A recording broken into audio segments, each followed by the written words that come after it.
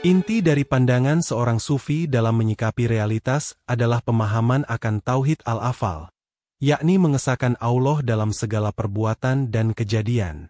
Ini berarti sebuah keyakinan yang menghujam kuat dalam sanubari bahwa tidak ada satu gerakan pun di alam semesta ini, tidak ada sehelai daun pun yang gugur, tidak ada satu peristiwa pun yang menimpa, melainkan semuanya terjadi atas izin, kehendak, dan ciptaan Allah. Pandangan ini membebaskan jiwa dari ketergantungan kepada selainnya dan membersihkan hati dari syirik khafi, tersembunyi, yang seringkali menyusup tanpa disadari. Ketika seorang hamba menghayati tauhid al-afal, maka kesenangan yang ia terima tidak akan membuatnya sombong atau merasa itu murni hasil usahanya semata. Ia akan melihatnya sebagai anugerah dari Allah, yang sampai kepadanya melalui berbagai sebab yang juga diciptakannya. Demikian pula, ketika musibah datang, ia tidak akan menyalahkan makhluk atau keadaan secara membabi buta. Ia akan menyadari bahwa di balik sebab-sebab lahiriah itu, ada kehendak Allah yang sedang berlaku, yang pasti mengandung hikmah dan kebaikan, meskipun terkadang tersembunyi dari pandangan kasat mata. Para arifin billah mengajarkan bahwa melihat Allah dalam setiap kejadian adalah puncak dari marifat. Ini bukan berarti menafikan hukum sebab akibat yang berlaku di alam, tetapi meyakini bahwa Sang Musabbib al-Asbab, penyebab dari segala sebab, adalah Allah.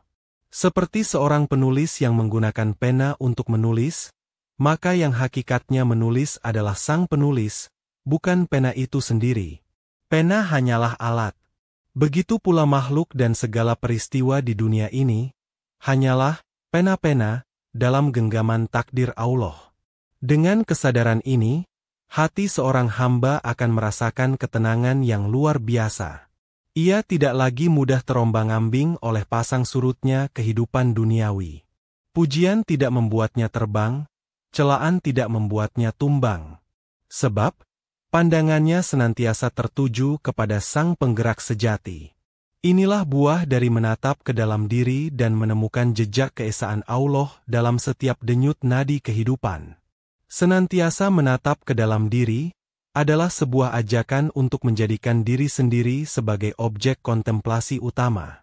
Diri manusia adalah sebuah mikrokosmos, alam kecil yang di dalamnya terhimpun berbagai rahasia dan tanda-tanda kebesaran Sang Pencipta.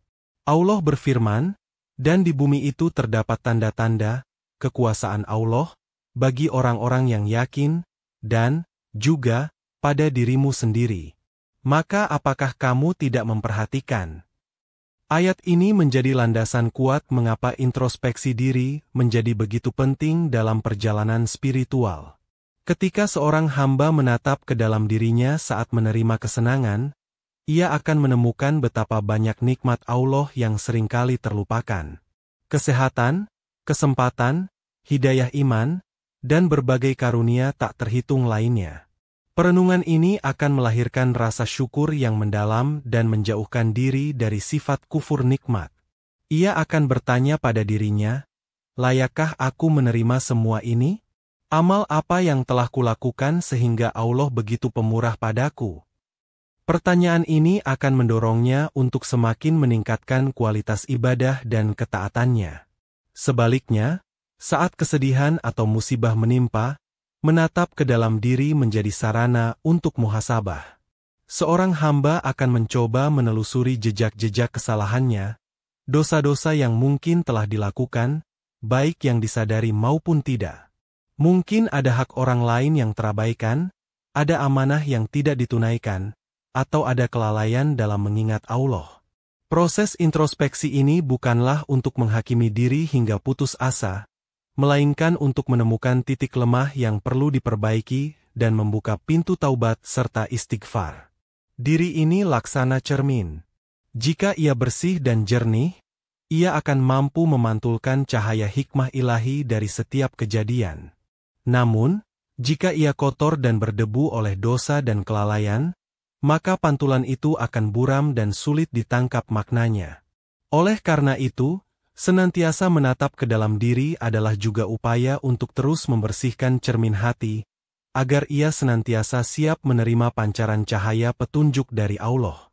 Dalam perjalanan menatap ke dalam diri, seorang hamba akan diajarkan untuk meletakkan dunia dan makhluk pada proporsi yang semestinya.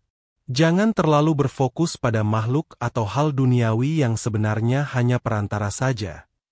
Ini adalah salah satu prinsip fundamental dalam tasawuf, memandang dunia sebagai jembatan, kantarah, menuju akhirat, dan memandang makhluk sebagai sarana, wasilah, untuk mengenal Sang Khalik, bukan sebagai tujuan itu sendiri.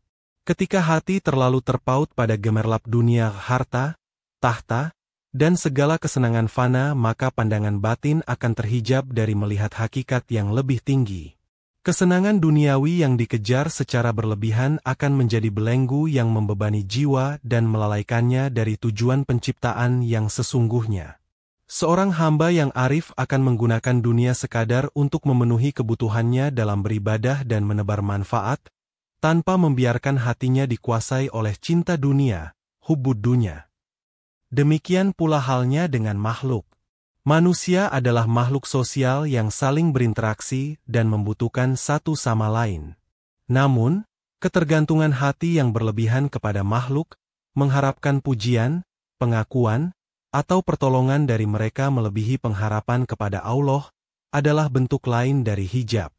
Para sufi mengajarkan untuk berbuat baik kepada sesama makhluk karena Allah, dan melihat setiap interaksi sebagai ladang amal, bukan sebagai sumber kebahagiaan atau kekecewaan yang absolut. Jika datang kebaikan dari makhluk, ia syukuri sebagai wasilah dari Allah.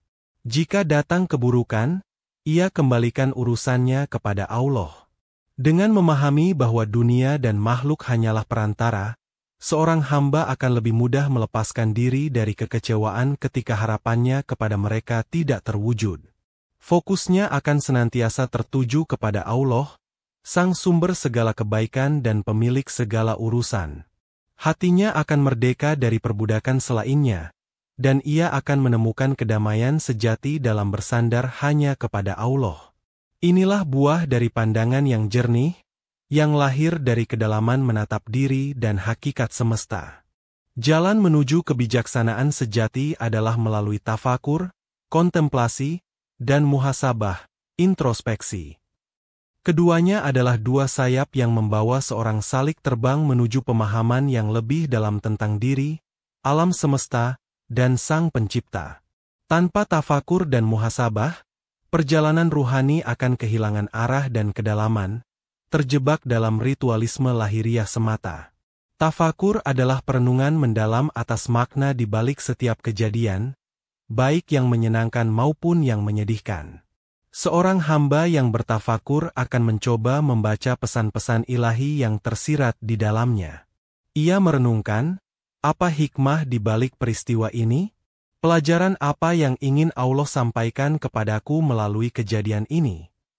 Tafakur juga mencakup perenungan atas ayat-ayat kauniyah, tanda-tanda kebesaran Allah di alam semesta, dan ayat-ayat kauliyah, firman-firman Allah dalam Al-Quran.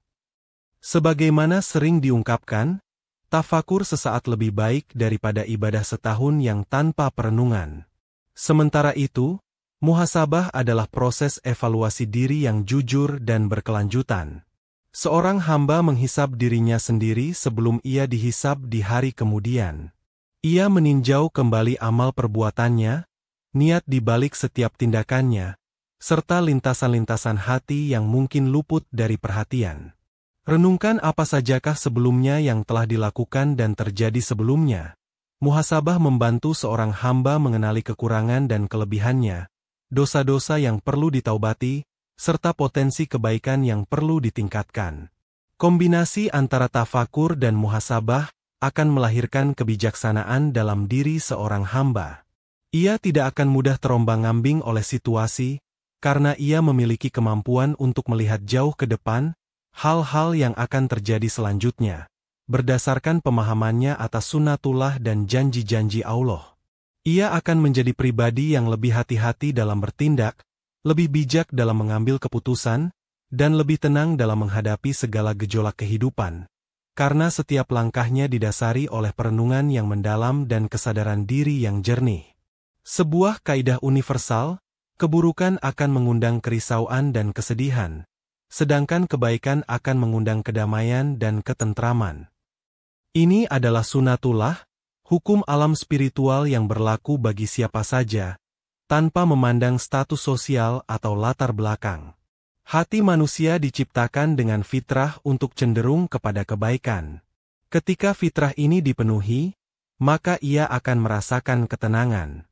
Sebaliknya, ketika ia dikotori oleh keburukan dan dosa, maka ia akan merasakan kegelisahan. Setiap perbuatan baik, sekecil apapun, yang dilakukan dengan ikhlas karena Allah, akan meninggalkan jejak cahaya dalam hati. Cahaya ini akan memancarkan ketenangan, kelapangan dada, dan rasa damai. Kebaikan itu seperti menanam benih-benih positif yang akan tumbuh menjadi pohon rindang yang menaungi jiwa dari panasnya kegelisahan.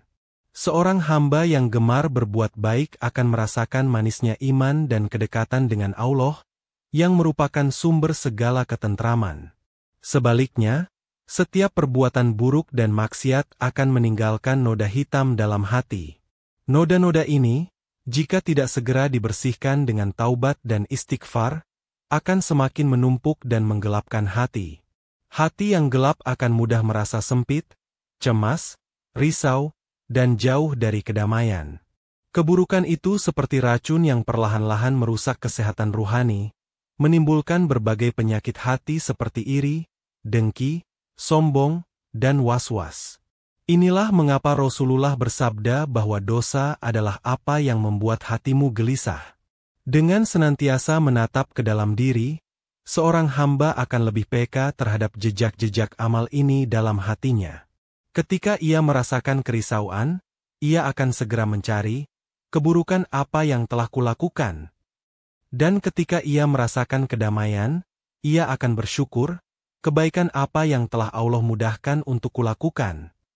Kesadaran ini akan mendorongnya untuk terus berlomba-lomba dalam kebaikan dan menjauhi segala bentuk keburukan, demi meraih ketenangan hakiki di dunia dan kebahagiaan abadi di akhirat.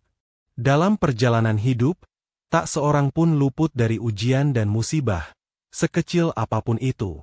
Namun, bagi seorang mukmin yang senantiasa menatap ke dalam diri, musibah bukanlah semata-mata penderitaan, melainkan memiliki makna yang jauh lebih dalam.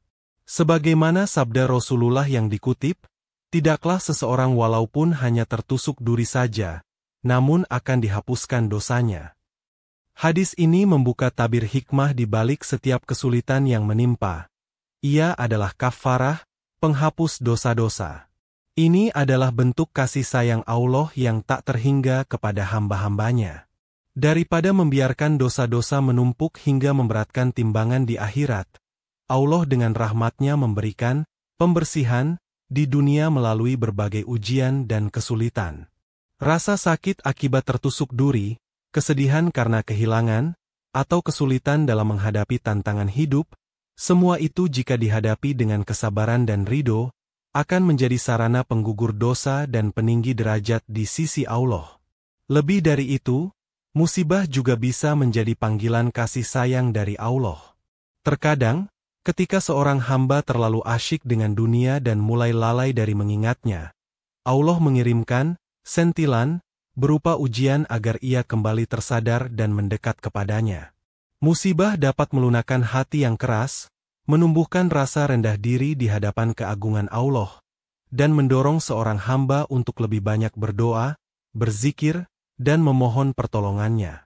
Dalam kesempitan, seringkali seorang hamba menemukan kedekatan yang lebih intens dengan Tuhannya. Oleh karena itu, ketika musibah datang, seorang hamba yang bijak tidak akan berburuk sangka kepada Allah. Sebaliknya, ia akan menatap ke dalam dirinya, mencari dosa-dosa yang mungkin perlu diampuni, dan bersyukur atas kesempatan untuk dibersihkan. Ia akan melihat musibah sebagai tanda bahwa Allah masih memperhatikannya, masih menginginkan kebaikan untuknya. Dengan pandangan seperti ini, musibah tidak lagi terasa sebagai beban, melainkan sebagai anak tangga menuju kedekatan yang lebih erat dengan Sang Maha Pengasih. Menyadari bahwa setiap kejadian, terutama yang kurang menyenangkan, bisa jadi terkait dengan dosa dan kesalahan yang telah lalu. Maka, senantiasa beristighfar dan memohon jalan yang baik dan diridiu adalah sangat dianjurkan. Istighfar, permohonan ampun kepada Allah, adalah kunci utama untuk membersihkan noda-noda dosa yang mengotori cermin hati dan menghalangi turunnya rahmat serta hidayah. Ia adalah nafas bagi jiwa yang sesak oleh himpitan kesalahan. Istighfar bukan sekadar ucapan lisan, melainkan sebuah pengakuan tulus dari lubuk hati atas segala kekurangan dan khilafan, disertai dengan penyesalan yang mendalam dan tekad kuat untuk tidak mengulangi perbuatan dosa tersebut. Ketika seorang hamba beristighfar dengan sungguh-sungguh, ia membuka pintu ampunan Allah yang maha luas. Allah berjanji dalam banyak ayat Al-Quran akan mengampuni hamba-hambanya yang bertaubat dan memohon ampun, sebesar apapun dosa mereka, selama nyawa belum sampai di kerongkongan. Lebih dari sekadar penghapus dosa, istighfar juga merupakan pembuka pintu-pintu kebaikan dan keberkahan.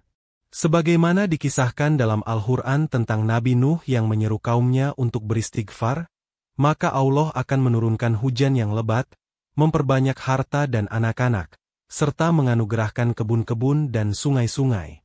Ini menunjukkan bahwa istighfar memiliki dampak positif tidak hanya secara spiritual, tetapi juga dalam aspek kehidupan duniawi, sebagai bentuk rahmat tambahan dari Allah.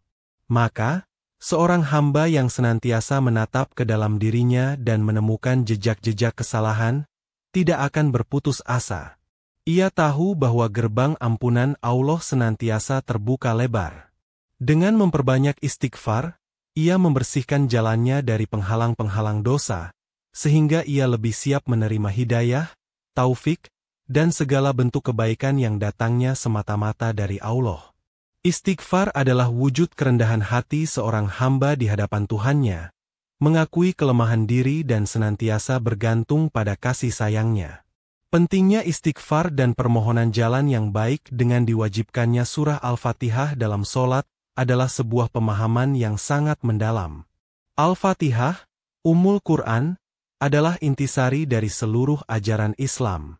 Di dalamnya terkandung pujian tertinggi kepada Allah, pengakuan akan kekuasaannya, dan yang terpenting, permohonan paling esensial dari seorang hamba, ihdinas syirathal mustaqim, tunjukilah kami jalan yang lurus.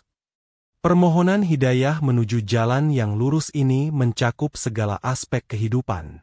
Jalan yang lurus adalah jalan yang diridhoi Allah, jalan yang ditempuh oleh para nabi, syiddiqin, syuhada, dan syalihin. Ini adalah jalan yang mengantarkan kepada kebahagiaan dunia dan akhirat. Kesadaran bahwa kebaikan dan hidayah adalah semata karena satu-satunya atas kehendak Allah, menjadikan doa dalam Al-Fatihah sebagai wujud kepasrahan total seorang hamba kepada Tuhannya. Ia mengakui bahwa tanpa pertolongan dan petunjuk Allah, ia pasti akan tersesat. Setiap kali seorang hamba membaca Al-Fatihah dalam sholatnya, ia sejatinya sedang menatap ke dalam dirinya, mengakui kefakirannya akan hidayah, dan merintih memohon kepada Sang Maha Pemberi Petunjuk. Ini adalah pengingat harian bahwa upaya manusia sekuat apapun tidak akan membuahkan hasil tanpa campur tangan ilahi. Solat yang di dalamnya terdapat Al-Fatihah menjadi momen puncak perjumpaan batin, di mana seorang hamba memperbarui komitmennya untuk senantiasa mencari ridho Allah dan berjalan di atas rel petunjuknya. Dengan menghayati makna Al-Fatihah, seorang hamba akan semakin menyadari betapa pentingnya menjaga hati agar senantiasa bersih dan siap menerima pancaran hidayah. Istighfar menjadi pembersihnya, dan amal syalih menjadi pupuknya. Sehingga, setiap lantunan, ihdinas syirathal mustaqim, bukan lagi sekadar rutinitas lisan, melainkan getaran jiwa yang tulus, yang memohon dengan penuh harap agar Allah senantiasa membimbing langkahnya, menjauhkannya dari jalan kesesatan, dan menetapkannya di atas jalan kebenaran hingga akhir hayat.